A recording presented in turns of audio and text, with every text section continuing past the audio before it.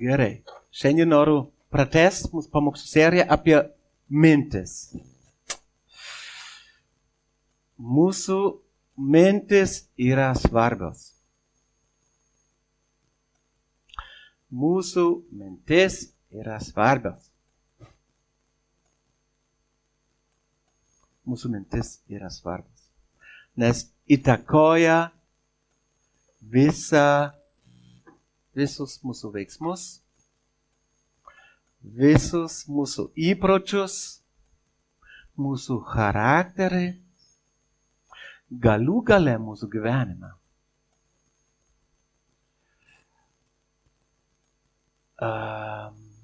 Klausimas. Kas iš jūsų mėgsta valyti dantis?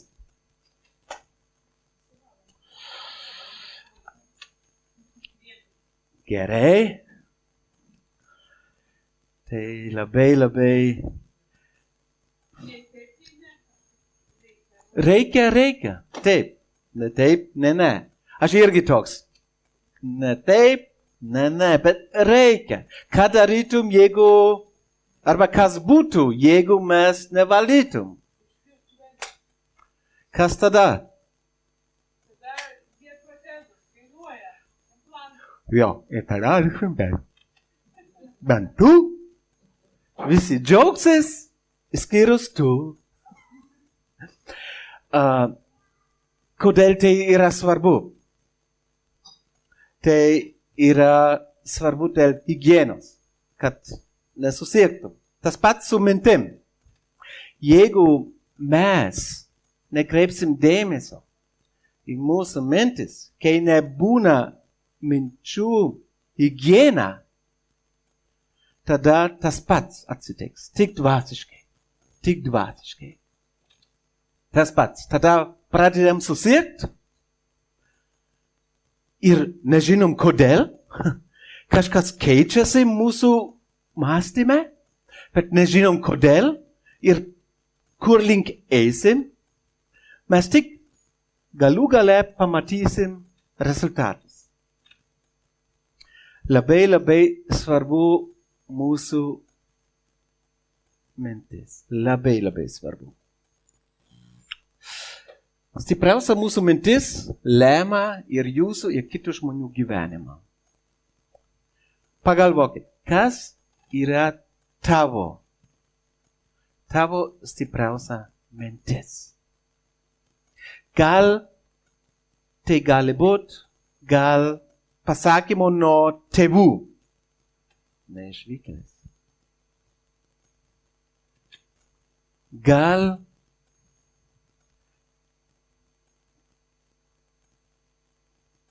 klasiokai kažką pasakė, jie juokaudavo, bet mums tiesiai į širdį. Ir sunku negalvot apie tai, nes pataiko. Jeigu mes leidžiam, kad tos mintis augtų, klestėtų mūsų širdyse, tada yra kaip tie 3 paveiksliukai, tada nuo takelis taps taku ir kelias. Ir tada sunku išeit iš to užburto rato. Kaip galima išeit? Paulius pasakė tokius žodžius ir dėl to man asmeniškai labai svarbu kalbėti apie tai. 12 skyriui, laiške romiečiams, 2 eilutė, neprisitaikit prie šio pasaulio, bet pasikeiskit atnaujindami savo protą, kad galėtumėt ištirti, kas yra gera, priimtina ir tobula Dievo valia. Yra čia 2 žodžiai, kurie man labai paliečia. Gerai? Pirmas žodis. Pasikeisti. Kas mėgsta pasikeisti? Jo, taip ir galvoju. Kas mėgsta skųstis? Visi. Labai įdomu. Ta žodis graikų kalboj kiekvienas iš mūsų žino. Pasikeisti. Graikų kalboj. Metamorfozė. Teko girdėt. Kažkur mokykloj, arba iš mokyklos, arba, teko girdėt. Kaip vikšrė taps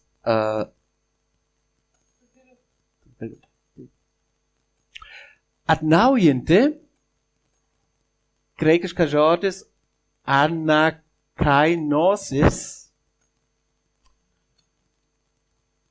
kas yra labai įdomu, yra ta priedėlis. Ana. Ana reiškia dar kartą. Dar kartą. Dar kartą, dar kartą, dar kartą, dar kartą. Pirmas ir antras žodis suteikia mums informaciją, tai yra ne vienkartinis reikalas. Tai yra procesas. Ana, dar. Tai yra procesas. Dar kartą. Neprisitaikit prie šio pasaulio, bet pasikeiskit nuolat, atnaujindami nuolat savo protą, kad galėtum ištirti, kas yra gera ir taip toliau.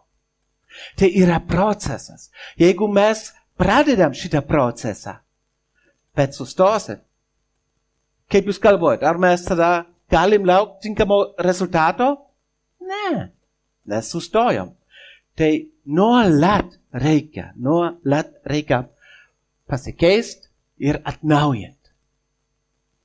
Ir šiandien noriu truputį prieš pamokslą, prieš temą, apie ką kalbėsiu šiandien, noriu truputį paaiškinti, ką aš supratau, kaip mūsų smegenys veikia. Labai įdomu, kad yra įvairių dalių smegenyse mūsų, kurie yra atsakinga už vieną, kitą, trečią, ketvirtą dalyką. Noriu pradžioj kalbėti apie šitą, apie, kur tu esi? Amygdala. Amygdala. Kas tai žino, už ką amygdala yra atsakinga? Paaiškinsiu biškį. Dėmesio pavojus.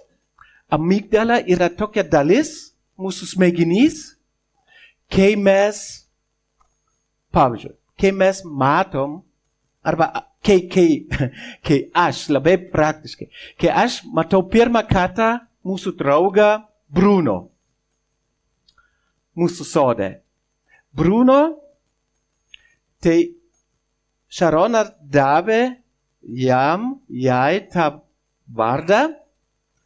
Bruno yra šaltis. Šaltis. Tokia ilga, tokia žaltys. Atsiprašau, šaltys. Tokia stora.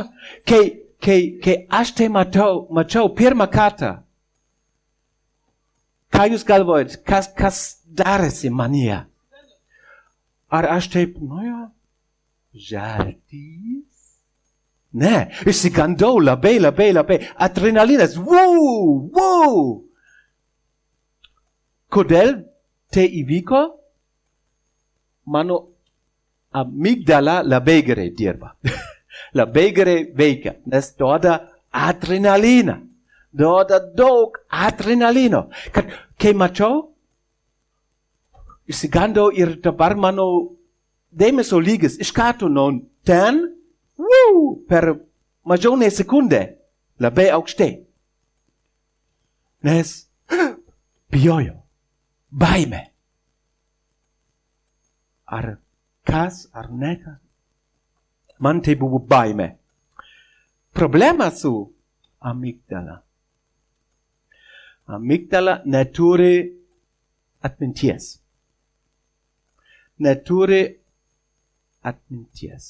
Jeigu kitą dieną pamatytų tą patį žaltys, vis dar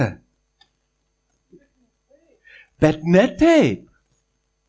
Bet jeigu amygdala turėtų atminti, tada aš žinočiau, tai nėra pavojus man. Bet vis tiek, adrenalinas kyla. Ir dėl to Dievas sukūrė ne tik amygdala, bet ir prefrontal cortex. Tai šita dalis yra atsakinga už logišką mąstymą. Pavyzdys. Įsivaizduokit, šiandien vakare einat miegot. Gerai? Miegat ir tada kažkoks triukšmas virtuvė.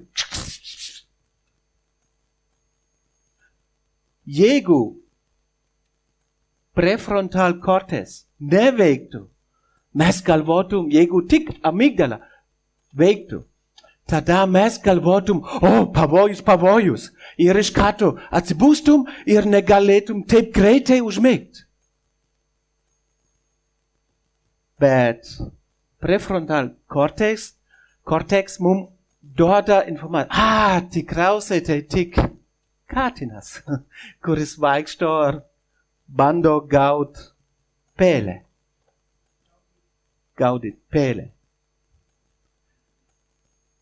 Jeigu tik amygdala veiktų be prefrontal cortexo, tada tikriausiai mes net taip ilgai gyventum. Dėl tiek daug adrenalino ir gal kai kuriems bus greičiau infarktas. Rimtai. Bet Dievas sukūrė ne tik tą amygdalą, bet ir tą prefrontal cortex, kad mes galim atskirt. Ir kad mes galim netgi logiškai mąstyti. Ir šiandien apie ką noriu kalbėti, yra paslėpta vienai eilutei. Ir jums reikia man sakyti, apie ką kalbėsiu. Pašėlis tarp erkėčių, tai tas, kuris klauso žodžio, bet ir turtų apgaulę nestelbia žodį, nes jis lieka neveisingas. Kas tai yra? Kas tai gali būti? Tai yra, nežiūrint į Bibliją. Arba žiūrėkit, bet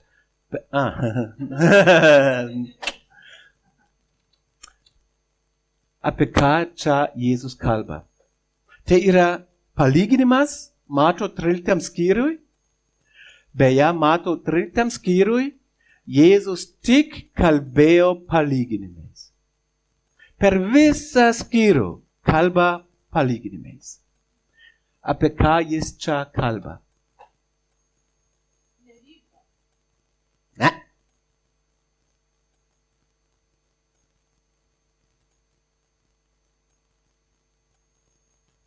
Gerai, paimkit Biblijas.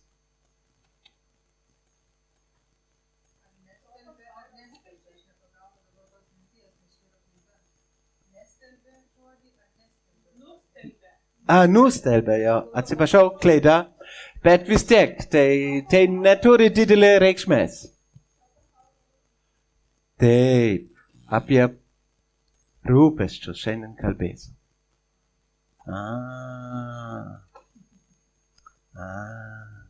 Rūpesčiai. Manyčiau, kiekvienas iš mūsų turi savo rūpesčius. Kai kuriems yra rūpestis didžiausias, kas bus už paros laiko. Mokykloj vėl viskas prasideda. Kai kuriems bus mintis, kas bus darbe. Kai kuriems rūpestis dėl santokos, dėl šeimos, dėl vaikų, gal dėl vaikų ateities ir taip toliau. Mes visi nerimaujam. Visi. Kai kurie labai akivaizdžiai, kad jie netgi negali susivaldyti liežuvį ir pasakot kitiem, ir viskas okei su to. Kai kurie nerimauja viduje, niekas nežino apie tai, tai labiau aš.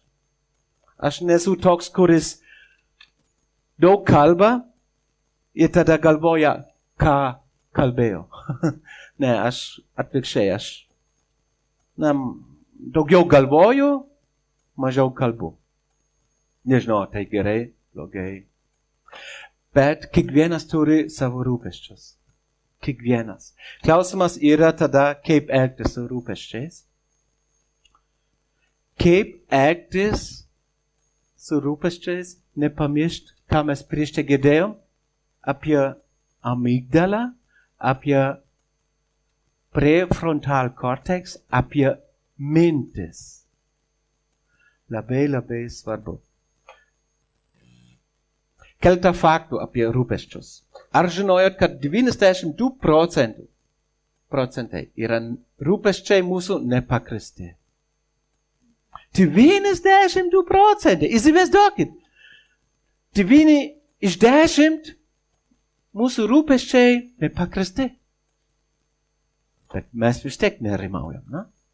Ar ne? 40% niekada nepasitaiko. Niekada įvyko. Bet mes vis tiek galvojam apie tai. 30% jau įvyko ir nebegali būt pakeisti. Tai jau praeitis. Jau įvyko. Bet mūsų amygdala labai gerai dirba. Jo, adrenalinas vėl pūkšt. Vėl rūpestis pūkšt. Vėl nerimaujot pūkšt. Tik logiškai žiūrint, į rūpesčius nėra ko nerimaut. Beveik nėra ko nerimaut. Bet mes vis tiek, mūsų širdis vis tiek nerimauja. Klausimas, kodėl? Kaip mes galim tai pakeisti?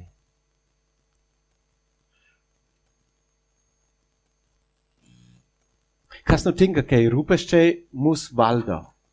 Labai įdomu, kad mokslininkai surado keletą dalykų, kas vyksta, kai mes nerimaujam. Pirmas, mums sunku išklausyti žmogaus, kito žmogaus. Kai kitas žmogus kažką arba pateikia mums informaciją, jeigu rūpesčių levelis, lygis labai aukštas, tada mes tik suprantam iki 80%. Nedaugiau. Kodėl? Nes tuo metu, kai kitas žmogus kalba, kai aš išklausau, tuo metu čia kažkas darosi širdyje ir negaunam pilnos informacijos. Tai veda į antrą, į sekantį čia paveiksliuką, kai mes negalim išklausyti kito žmogaus, jeigu jam reikia pagalbos, mums sunku suteikt pagalbą. Kodėl? Čia viskas vyksta dar. Nerimaujam apie vieną kitą. Netgi gali būti iki tokio lygio, kad rūpesčiai yra kaip virvė, kurie aplink mus trūksta oro. Mes nežinom, kaip daryti sekantį žingsnį. Ir mes nežinom, ką toliau daryti. Ar buvo tokiose situacijose? Aš buvau. Ir ne vieną kartą. Ir ne 10 kartų. Buvau tokiose situacijose, kai rūpesčiai beveik, nusmūgė mane. Ir kas vyksta dar, kai mes nerimaujam, mums sunku suprast, išties Dievo balsą. Rūpesčiai yra ne tik praktiškas dalykas, bet ir dvasinis dalykas. Labai svarbus dvasinis dalykas. Nerimaut yra nepasitikėjimo Dievu ir jo pažadais išreiška. Kai mes nerimaujam, tuo metu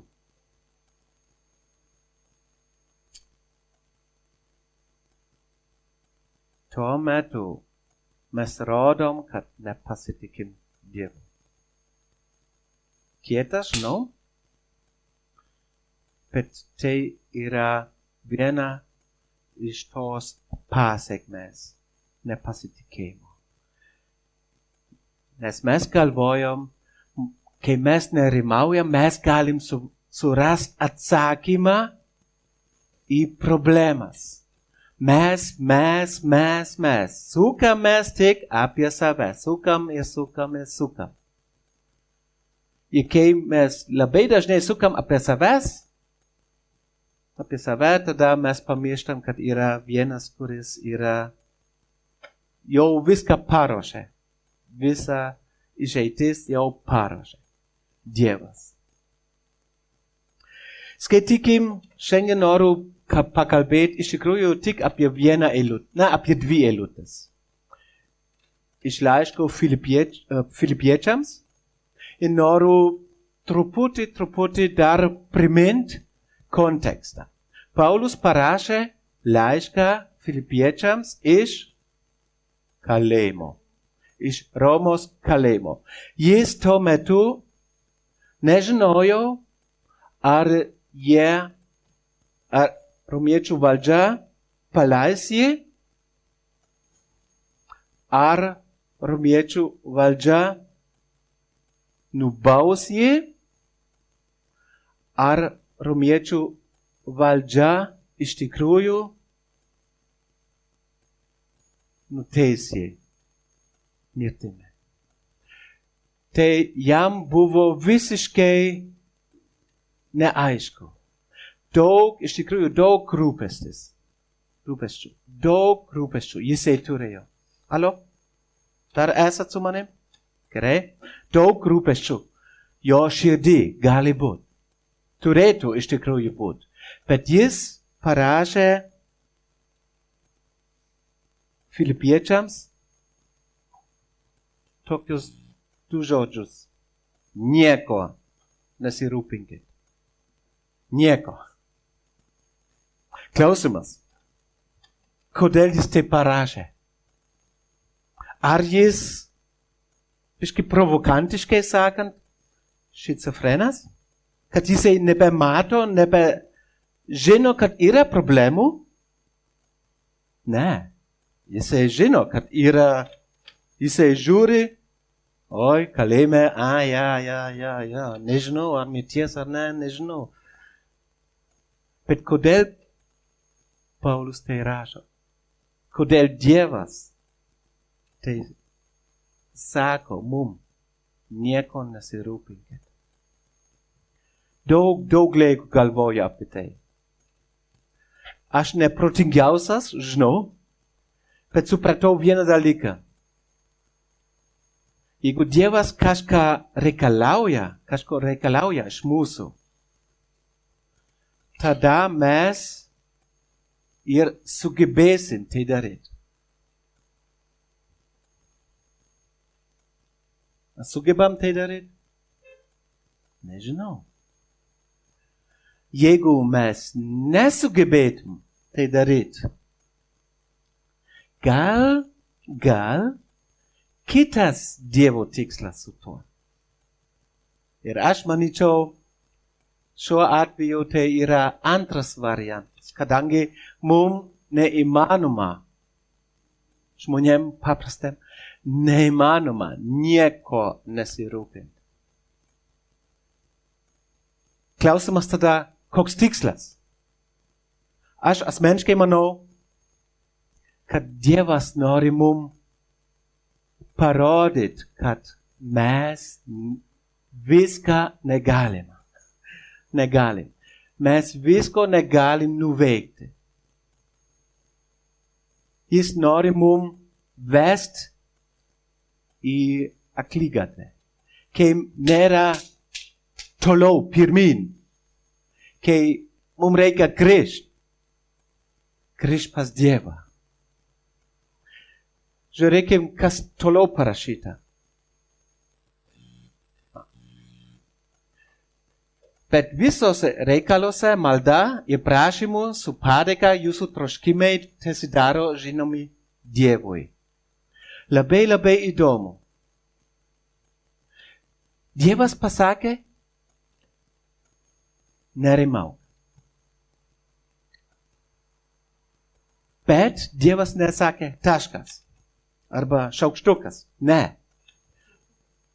Bet visose reikaluose malda ir prašymu su padėka jūsų troškimai tesidaro žinomi Dievui.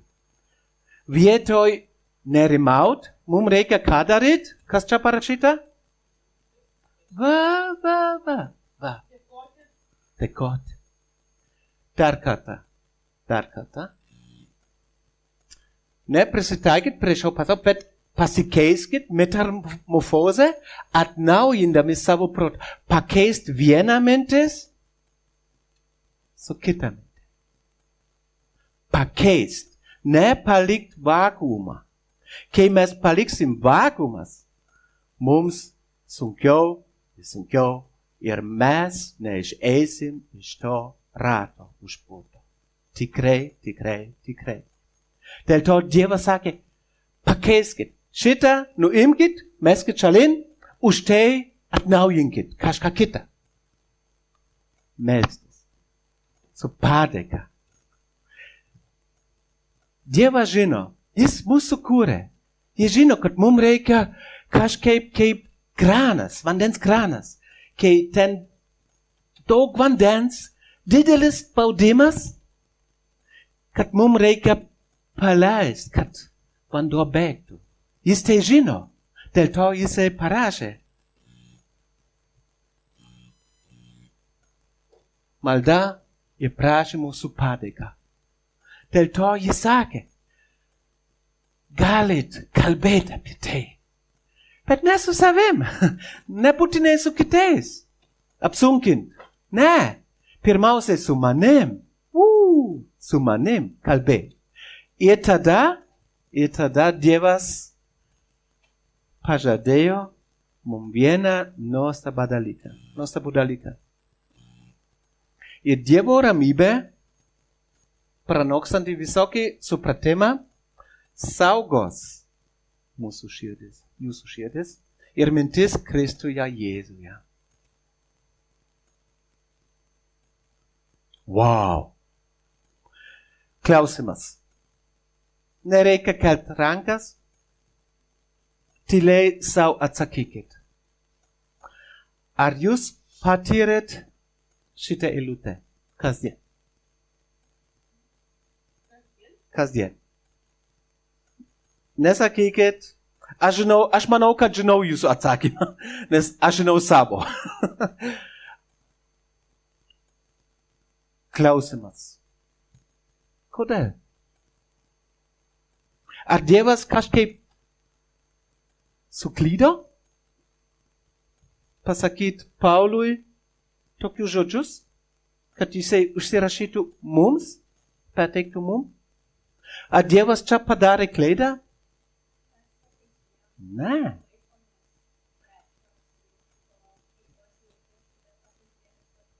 Taip. Iš tikrųjų, kas vyksta? Ir turiu čia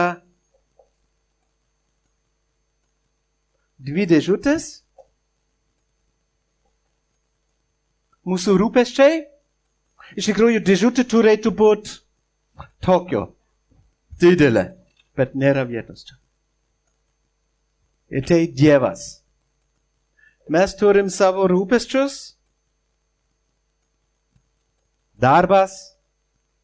Gal ieškom darbo, arba gal darbas mūsų netoks geras darbas ir galvojam, kaip pakeist darbo vietą, arba šeima, su partneriu, su vaikais, su anūkais, su proseneliais, nežinau, arba kalbant apie ateitį, kas bus, kai aš sakyčiau už 15 ar 20 metų eisiu į pensiją. Kas tada bus? Ar mums pinigai užteks? Kaip čia bažnyčioje tada bus? Rūpesčiai. Ir mes atidavėm savo rūpesčius kam? Dievui. Meldžiamės toliau. Antrą dieną dar meldžiamės. Jeigu labai geras krikščionis, 7 dieną dar meldžiamės. Ir tada kas vyksta? Automatiškai, nesąmoningai.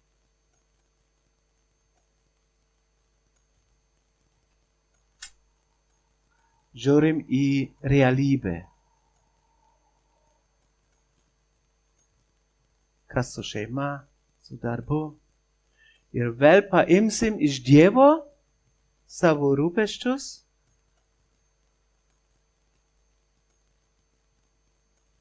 Ir liksim čia. Tada, kitą dieną, kas vyksta, mes vėl meldžiamės. Atiduosim savo rūpesčius Dievui. Už savaitės laiko, kas vyksta, jūs jau žinot. Mes ieškom Dievo, laukiam Dievo atsakymo, jis ne mūsų laiku atsako tinkamai. Ir dėl to paėmėm vėl į savo širdį. Ir tai kartojasi. Kaip išeit iš to škurto rato? Nesunku. Jeigu mes įjungsim savo švieselę. Reikia pakeisti.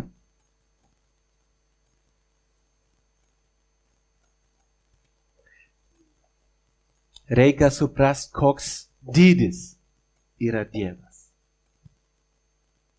Kad mūsų rūpesčiai iš tikrųjų maži.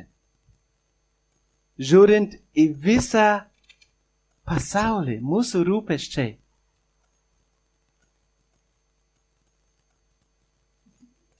na tokie dideli.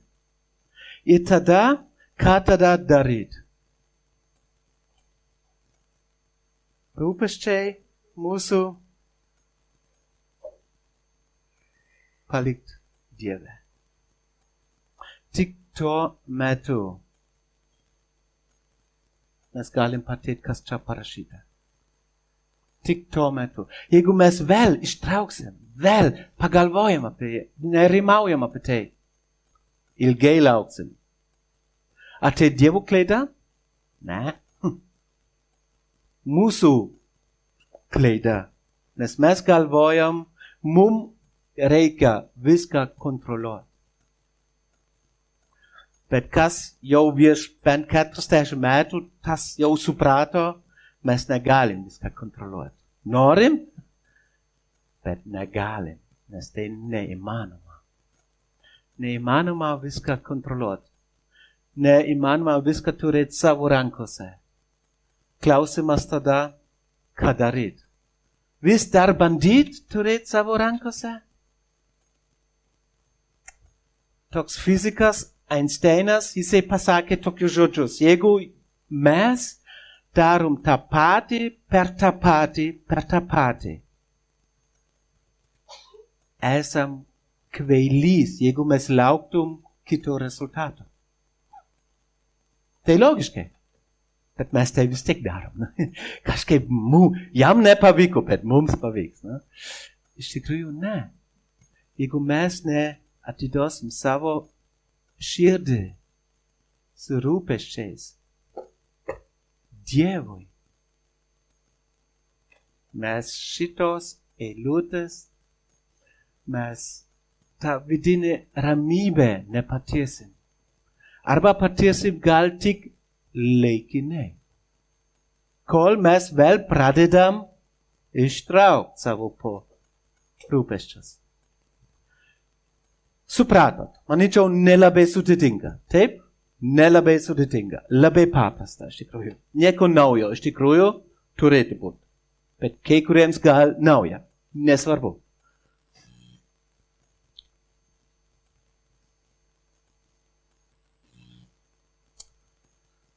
Mums reikia atnaujinti savo protą. Mums reikia baigti mąstyti, galvoti, kaip mes anksčiau mąstėm ir galvojam. Mums reikia pakeisti savo įprotį nerimaut į Dievo veiksmą. Pasitikėti jo. Nes nerimaut tai yra mūsų nepasitikėjimo išraiška. Gale noriu steigti 3 patarimus, kaip praktiškai. Prieš tai noriu labai man svarbu tai sakyti, nors jūs tai jau žinot, nes ne vieną kartą tai sakiau, kaip gali būti arba kaip gali augti šitą dėžutę.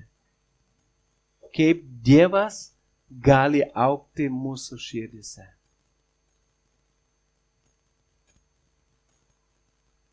Iš tikrųjų yra tik vienas būdas. Suprast, koks jis yra. Koks didelis jis yra. Ir tada mums lengviau viską atiduoti jam. Bet kaip gali suprast, koks jis yra? Tik vienas būdas. Šitą knygą. Skaityt Dievo žodį. Nes Dievo žodis mums suteikia informaciją, koks jis iš tikrųjų yra. Mąstyt apie Dievo žodį. Galvot apie Dievo žodį. Ne tik skaityti ir jau perskaičiau, jau aš profesorius. Ne. Neina kalba apie tai. Eina kalba apie mąstyt, kas ten parašyta. Ką tai reiškia man. Ką tai reiškia man, ką aš ką tik skaitau. Tik vienas būdas skaityti šventą raštą. Noriu jūs paraginti. Bent skirt 10 minučių kasdien. Skaityti Dievo raštą ir mąstyti apie jį. Aš galiu pažadėti. Galiu garantuoti. Jeigu mūsų širdyje daug rūpesčių, kai mes skiriam laiką su Dievu, skaitant jo žodį. Jūs galit pats pabandyti. Tie rūpesčiai taps mažesnė. Dievas didesnė ir didesnė. Ir tada mums nesunku viską atiduoti jam. Mums tada nesunku. Bet jeigu mes galvojam, viskas priklauso nuo mūsų, tada vėl išimsim iš Dievo ir vėl nerimaujam. Ir vėl tas ratas prasideda. 3 patarimus. Daryk tai, ką gali.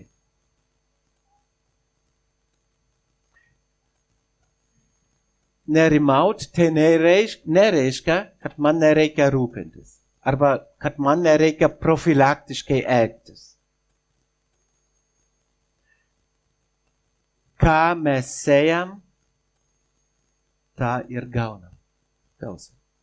Jeigu mes galvojam, nesėsim, Dievas pasirūpins visko, Dievas pats sakytų, sėkmės tau. nes nebus. Mums reikia būti aktyvus. Atiduok Dievui tai, ko negali padaryti. Jeigu mes galim kažką daryti, darykim.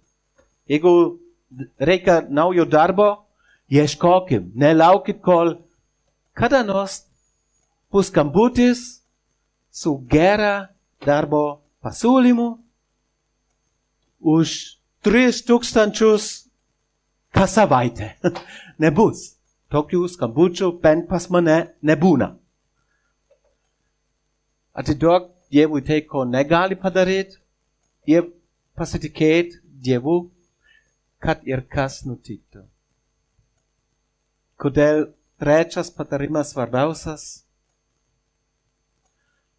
Nes mes labai apriboti esam. Mes žiūrim tik į dabartinę situaciją. Mes nežinom, kas bus už kampo.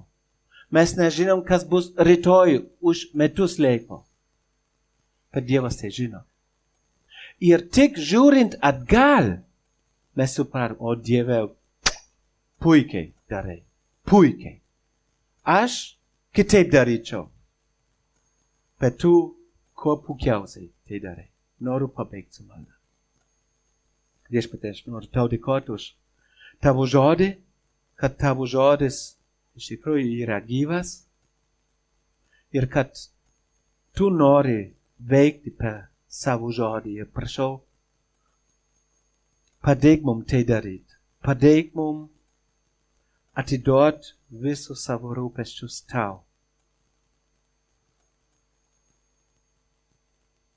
Visa širdimi. Nuoširdžiai. Prašau, padėk mums skaityt šventą raštą, kad mes suprastum, koks tu didelis esi. Kad tai mums palengvintum viską atiduot tau. Labai ačiū Dieve, kad tu suteikė mums priemonės, kaip praktiškai gyventi šiuo metu, kai yra daug rūpesčių dėl visko. Prašau, padėk mums tai naudot tos priemonės. Tavo šlovei. Jėzus vardu meldžiu. Amen.